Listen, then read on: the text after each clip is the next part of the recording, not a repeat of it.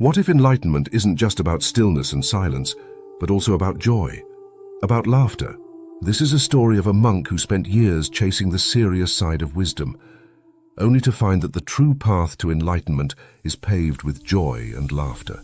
Let me take you on a journey with the laughing Buddha, and together we'll discover a secret that could change the way you see happiness forever.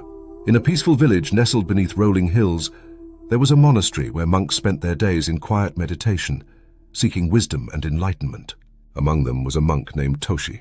Toshi was deeply serious about his spiritual path. He meditated for hours each day, followed every teaching to the letter, and sought to rid his mind of all distractions and emotions. He believed that enlightenment meant being completely detached from the world, calm, serene, and above all, serious. But there was one monk in the village who was unlike the others. He was older, round in shape, and known for his booming laughter. Wherever he went, his presence filled the air with joy. He was affectionately called Hote, but people often referred to him as the laughing Buddha. Hote was always smiling, his eyes twinkling with mischief, as if he knew a great secret no one else had discovered. He carried a large cloth sack over his shoulder, which was said to be filled with treasures, though no one knew what was inside. While the villagers adored him, Toshi couldn't understand how Hote could be so carefree. To Toshi, Hote didn't seem like a proper monk. How can someone who laughs all the time be enlightened? Toshi thought. He must be too distracted by worldly pleasures to understand the true meaning of life. One afternoon, after yet another intense meditation session, Toshi approached his master, an old and wise monk who had guided him for years. "Master," Toshi said, his tone serious and troubled, "I have dedicated myself fully to the path of enlightenment, yet I feel there is something missing. I watch Hote every day laughing and playing, and it bothers me. How can he be so joyful and still be considered enlightened? Isn't enlightenment supposed to be about transcending such worldly emotions?" The master smiled gently, his eyes sparkling with kindness. "Ah, Hote," he said softly. "He is a great teacher, though not in the way you expect. You believe enlightenment is only about detachment and stillness. But what if it's also about embracing the joy that comes from being fully alive?" Toshi frowned, confused.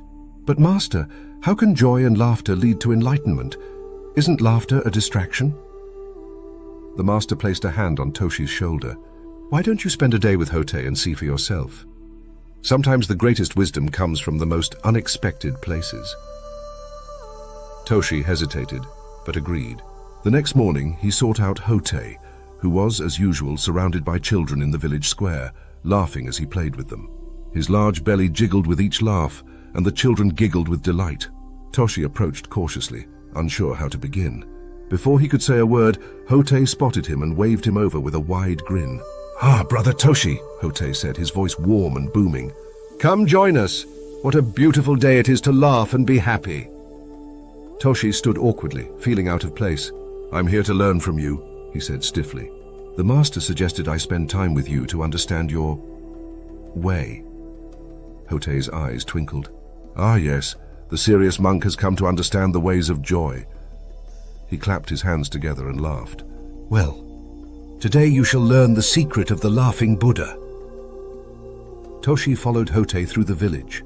They walked past the marketplace, where Hote greeted everyone with a smile and a joke.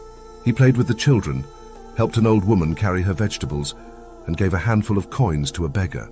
Everywhere he went, laughter followed. But Toshi couldn't help but notice something deeper. Hote's laughter wasn't just for show. It came from a place of pure, unshakable joy. As the day went on, Toshi began to feel something strange. At first, it was a small warmth in his chest. Then, as Hote told another ridiculous story to the children, Toshi found himself smiling, then laughing, despite himself. His laughter felt unfamiliar, like an old friend he hadn't seen in years.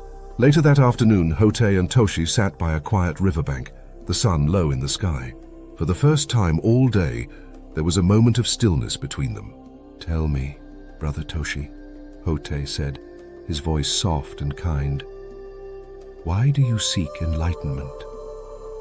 Toshi thought for a moment, then said, "I seek enlightenment to free myself from suffering, to transcend the pains of the world, and to understand the truth." Hote nodded. "And do you believe joy has no place in that truth?" Toshi hesitated. I suppose I've always thought joy was temporary, fleeting. Isn't it dangerous to attach oneself to something so impermanent? Hotei's eyes sparkled with understanding. Ah, but joy is not something you hold on to. It's something you experience, just like sadness, just like calm. Joy is part of the flow of life, not separate from it. When we embrace joy, we're not avoiding suffering. We're opening ourselves to the fullness of life. Toshi listened carefully, feeling a shift inside him.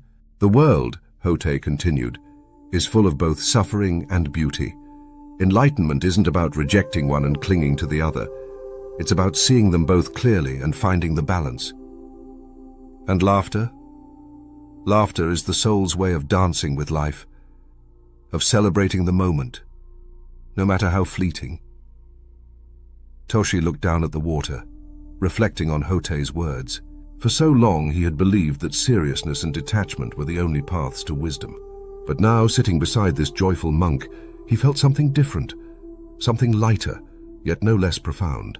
You carry the weight of the world on your shoulders, Hotei said gently. But enlightenment is not a burden, my friend. It is lightness. It is seeing the truth of life and smiling, because you understand the beauty in both its joy and its pain. Toshi smiled, a real, unguarded smile. I think I'm beginning to understand, he said softly.